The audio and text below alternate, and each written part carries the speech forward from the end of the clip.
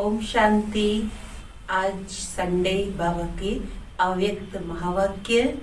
तो आज बाबा ने मुरली में विशेष हम बच्चों को यही पक्का कराया है कि अब हमें वापस घर जाना है। तो हमारा घर साइलेंस की दुनिया, शांति की दुनिया, उस दुनिया में जाने के लिए हमें अभी से ही अपने अंदर साइलेंस की पावर को जमा करना है। तो सुनते हैं आज के महावाक्य। मुरली की रिवाइज डेट है 16 मार्च 86। मुरली का हेडिंग है रूहानी ड्रिल। बाप दादा सभी बच्चों की स्वीट साइलेंस की स्थिति को देख रहे हैं। एक सेकंड में साइलेंस की स्थिति में स्थित हो जाना, ये प्रैक्टिस कहाँ तक की है। इस स्थिति में जब चाहें तब स्थित हो सकते हैं या समय लगता है, क्योंकि अनादि स्वरूप स्वीट साइलेंस है। आदि स्वरूप आवाज में आने का है, लेकिन अनादि अविनाशी संस्कार साइलेंस है। जब आत्मा अनादि हमारा स्वरूप, हम अपने घर में है, निराकारी स्वरूप है हमारा, तो हमारे अंदर साइलेंस है, कोई देह नहीं, कोई संकल्प नहीं।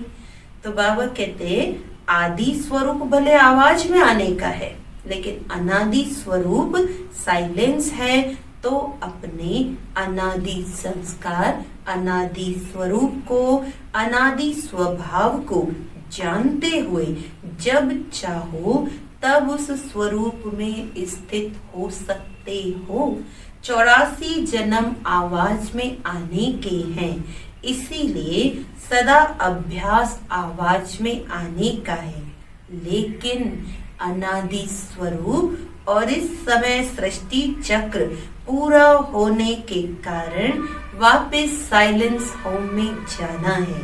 अब घर जाने का समय समीप है।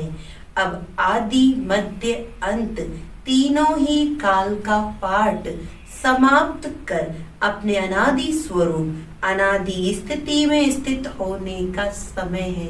इसीलिए इस समय यही अभ्यास ज्यादा आवश्यक है। अपने आप को चेक करो कि कर्मेंद्रिय जीत बने हैं। आवाज में नहीं आना चाहिए तो यह मुख का आवाज अपनी तरफ खींचता तो नहीं है। इसी को ही रूहानी ड्रिल कहा जाता है। जैसे वर्तमान समय के प्रमाण शरीर के लिए सर्व बीमारियों का इलाज एक्सरसाइज दिखाते हैं, तो इस समय आत्मा को शक्तिशाली बनाने के लिए यह रूहानी एक्सरसाइज का अभ्यास चाहिए। चारों ओर कैसा भी वातावरण हो, हलचल हो, लेकिन आवाज में रहते आवाज से परे स्थिति का अभ्यास अभी बहुत काल का चाहिए। शांत वातावरण में शांति की स्थिति बनाना यह कोई बड़ी बात नहीं है। अशांति के बीच आप शांत रहो। वातावरण शांति का है, उसमें शांत है, तो ये कोई बड़ी बात नहीं है। लेकिन अशांति के बीच आप शांत रहो, यही अभ्यास चाहिए। ऐसा अभ्यास जानते हो, चाहे अपनी कमजोरियों की हलचल हो, संस्कारों के व्यर्थ संकल्पों की हलचल हो, ऐसी हलचल के समय स्वयं को अचल बना सकते हो। या टाइम लगता है, क्योंकि टाइम लगना ये कभी भी धोखा दे सकता है। समाप्ति के समय में ज्यादा समय नहीं मिलना है। फाइनल रिजल्ट का पेपर कुछ सेकंड और मिनटों का ही होना चाहिए, लेकिन चारों ओर की हलचल के वातावरण में अचल रहने पर ही नंबर मिलना है। अगर बहुत काल हलचल की स्थिति से अचल बनने में समय लगने का अभ्यास होगा, तो समाप्ति के समय क्या रिजल्ट होगी। इसीलिए यह रूहानी एक्सरसाइज का अभ्यास करो। मन को जहां और जितना समय स्थित करना चाहे उतना समय वहां स्थित कर सको। फाइनल पेपर है बहुत ही सहज और पहले से ही बता देते हैं कि पेपर आना है। बाबा कहते फाइनल पेपर बहुत सहज है और पेपर पहले ही बाबा ने बता दिया कि ये पेपर आना है, लेकिन डेट पता नहीं है। तो बाबा कहते पहले से ही बता देते हैं कि ये पेपर आना है, लेकिन नंबर बहुत थोड़े समय में मिलना है। स्टेज भी पावरफुल हो। देह के संबंध, देह के संस्कार, व्यक्ति या वैभव, वाइब्रेशन, वायुमंडल सब होते हुए भी आकर्षित न करे। इसी कोई कहते हैं नष्टो मोहा समर्थ स्वरूप। तो ऐसी प्रैक्टिस है, लोग चिल्लाते रहें और आप अचल रहो। प्रकृति भी माया भी सब लास्ट दांव लगाने के लिए अपनी तरफ कितना भी खींचे, लेकिन आप न्यारे और बाप के प्यारे बनने की स्थिति में लवलीन रहो। सब खींचेंगे, प्रकृति, माया, देह के संबंध, वो अपना लास्ट दांव लगाएंगे, लेकिन बाबा कहते आप न्यारे और बाप के प्यारे रहो। इसको कहा जाता है देखते हुए न देखो, सुनते हुए न सुनो, ऐसा अभ्यास हो। इसी को ही स्वीट साइलेंस स्वरूप की स्थिति कहा जाता है। फिर भी बाप दादा समय दे रहा है।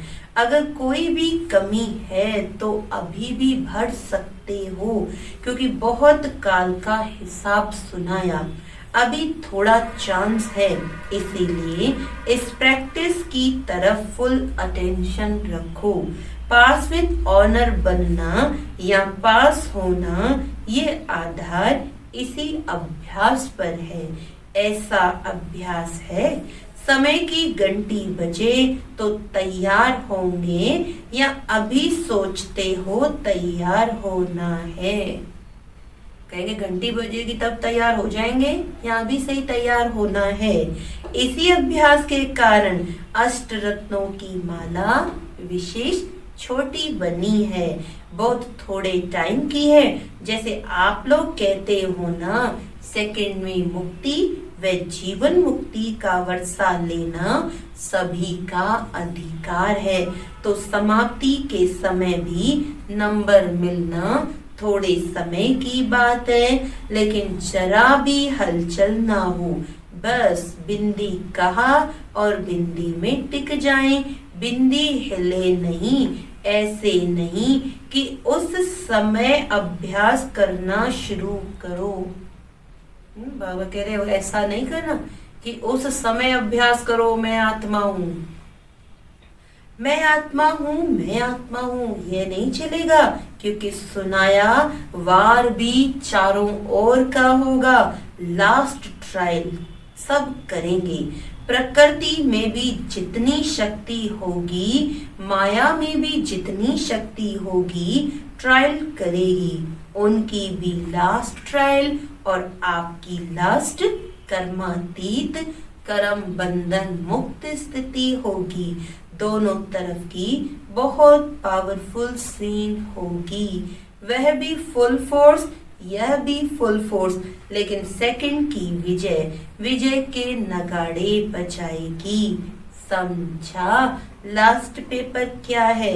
सब शुभ संकल्प तो यही रखते भी हैं और रखना भी है कि नंबर 1 आना ही है। तो जब चारों ओर की बातों में विन होंगे तभी 1 आएंगे। अगर एक बात में जरा भी व्यर्थ संकल्प, व्यर्थ समय लग गया तो नंबर पीछे हो जाएंगे।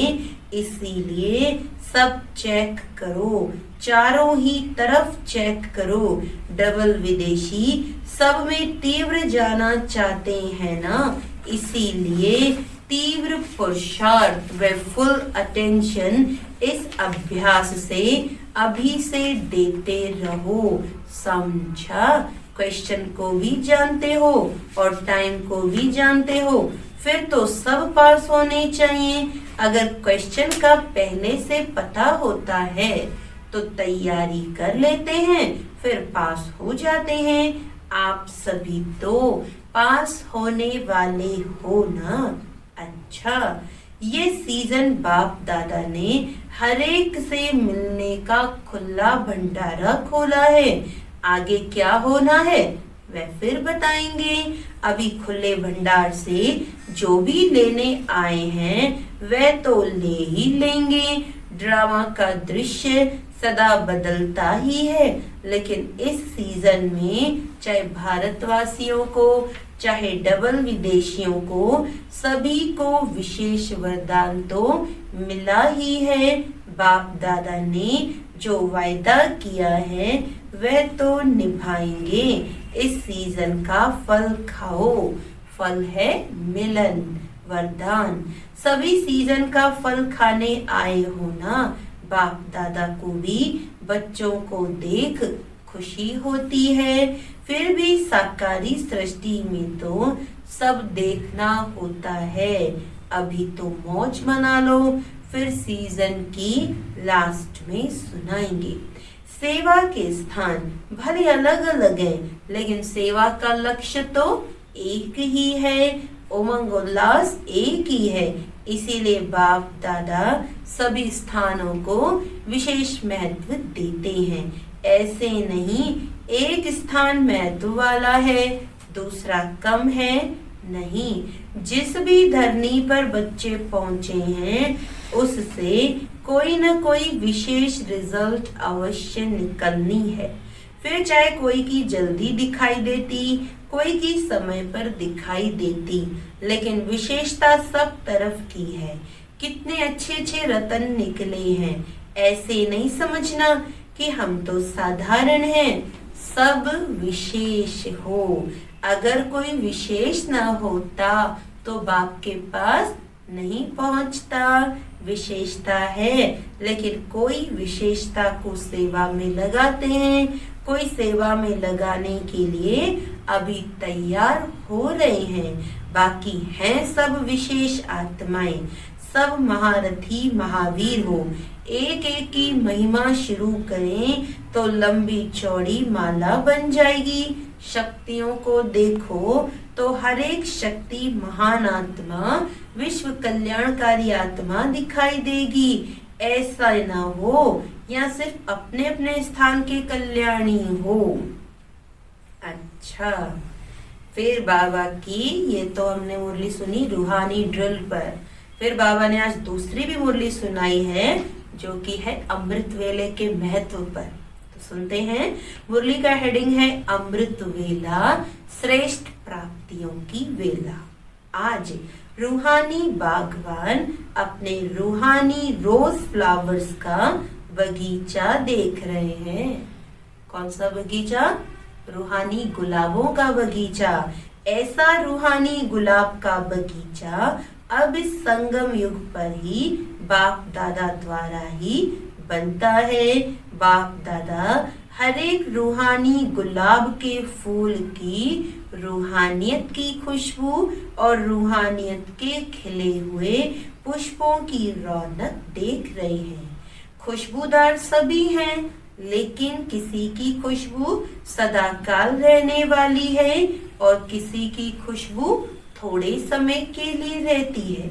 कोई गुलाब सदा खिला हुआ है और कोई कभी खिला हुआ, कभी थोड़ा सा धूप व मौसम के हिसाब से मुरझा भी जाते हैं, लेकिन है फिर भी रूहानी बागवान के बगीचे के रूहानी गुलाब।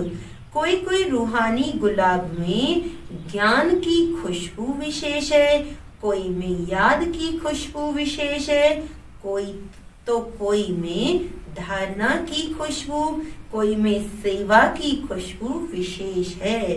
कोई ऐसे भी हैं जो सर्व खुशबुओं से संपन्न हैं।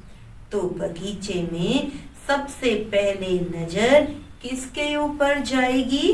जिसकी दूर से ही खुशबू आकर्षित करेगी, उस तरफ ही सबकी नजर पहले जाती है।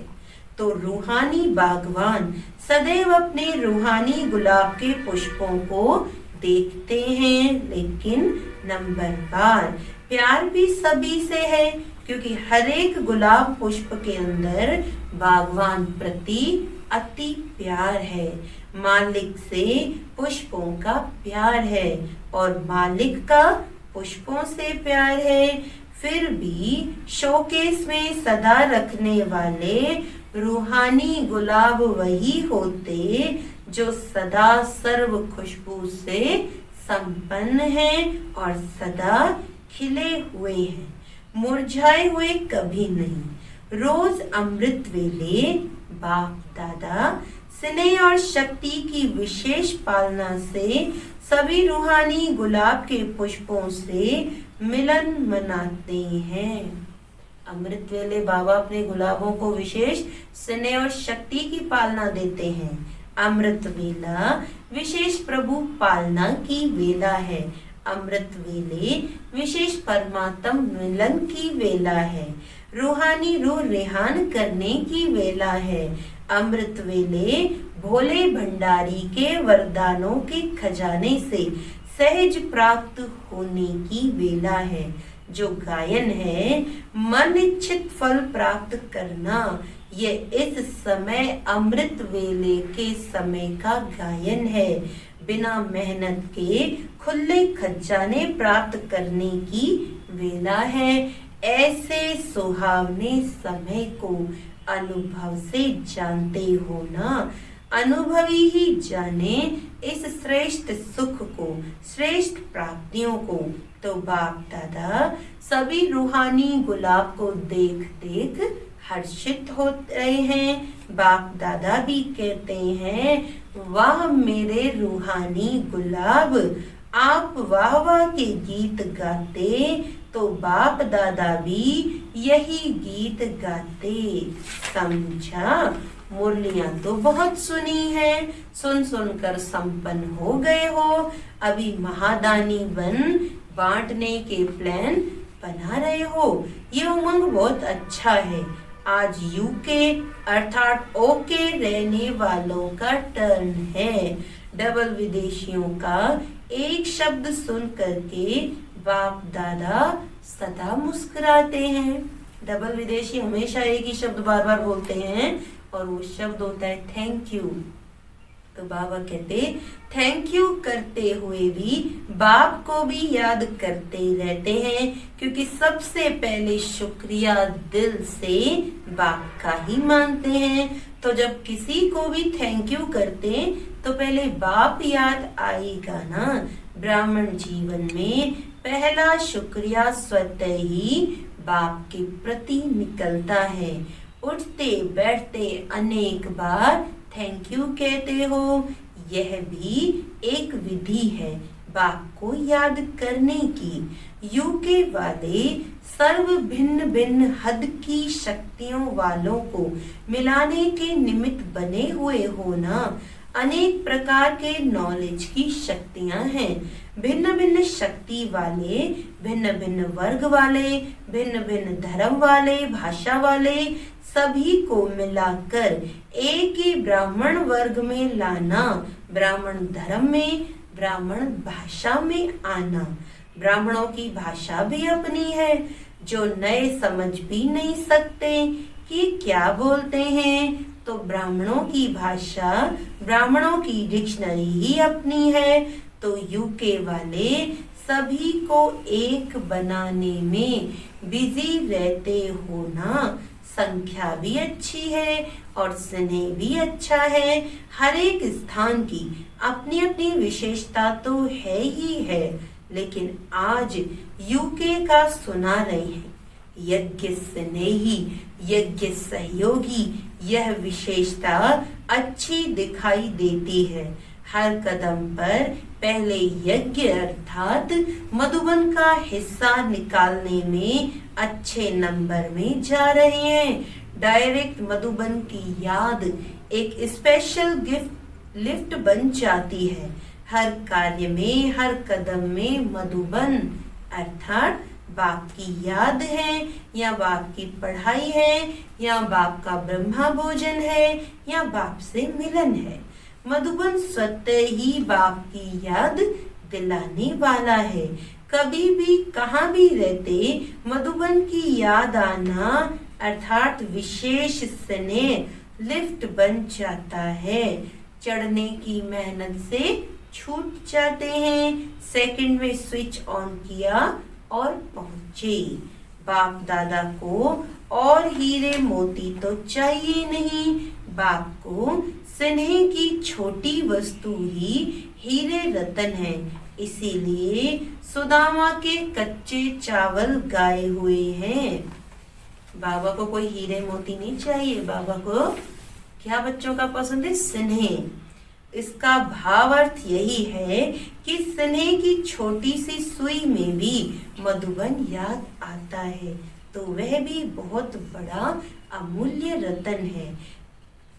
क्योंकि स्नेह का दाम है, वैल्यू स्नेह की है, चीज की नहीं। अगर कोई वैसे ही भले कितना भी दे देवे, लेकिन स्नेह नहीं तो उसका जमा नहीं होता, और स्नेह से थोड़ा भी जमा करे तो उनका पदम जमा हो जाता है। तो बाप को स्नेह पसंद है। तो यूके वालों की विशेषता यज्ञ स्नेही, यज्ञ सहयोगी रहे हैं। यही सहज योग भी है। सहयोग सहज योग है। सहयोग का संकल्प आने से भी याद तो बाप की रहेगी ना, तो सहयोगी सहज योगी स्वतः ही बन जाते हैं। योग बाप से होता, मधुबन अर्थात बाप दादा से। तो सहयोगी बनने वाले भी सहयोग सहज योग की सब्जेक्ट में अच्छे नंबर ले लेते हैं। दिल का सहयोग बाप को प्रिय है, इसीलिए यह यादगार भी दिल वाला मंदिर बनाया है। तो दिल वाला बाप को दिल का स्नेह, दिल का सहयोग ही प्रिय है। छोटी दिल वाले छोटा सौदा कर खुश हो जाते, और बड़ी दिल वाले बेहद का सौदा करते हैं। फाउंडेशन बड़ी दिल है तो विस्तार भी बड़ा हो रहा है। जैसे कई जगह पर वृक्ष देखें तो वृक्ष की शाखाएं भी तना बन जाती है। तो यूके के फाउंडेशन से तना निकला, शाखाएं निकली, अब वह शाखाएं तो तना बन गई, उस तना से भी शाखाएं निकल रही हैं।